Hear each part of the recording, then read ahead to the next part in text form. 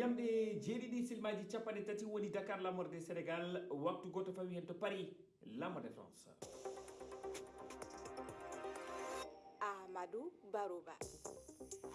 Tentuɓe heeɗi ɓere fi fulfulde jamalla wale moon bismila moon e ley kabaruji ɗi ko ɓuuri hen tengtude oɗo subaka alkamisa balle nogas lewru sappo e goho ɓuuri hitande ujunnaje ɗiɗi e nogas e joyyi hoorejo France o wiyete ko Emmanuel Macron o fuɗɗat jillu hande e nder Afrique ngu jillu nawaymo e nder leyɗele nayyi nde dongre Île Maurice, Afrique du Sud, Gabon et Angola o tawtorte kadi batuji ɗiɗi batu G20 to Johannesburg e batu hakkude Union africaine e Union européenne to Luanda.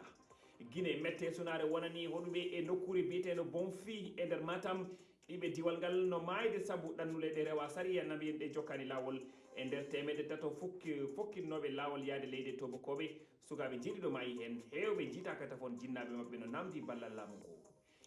ɓiɓɓe Maroc no e jiɓɓe duuɗe Afrique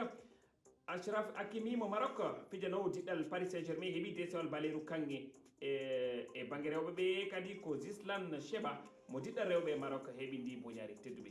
bisimilla moon on calminama on jurama bisimilla moon e ley kabaruji ɗi hoorejo France Emmanuel Macron ma fuɗɗo jillungu balɗe joyyi hande alkamisa nogas lewru ndu gonɗen e nder leyɗele nayyi Afrique ɗen leyɗele ko Île Maurice, Afrique du Sud, Gabon et Angola e wiide lamorgo France hoorejo leydi ndi ma tawtore kadi batu G20 to Johannesburg e batu dental Europe et dental Afrique to Luanda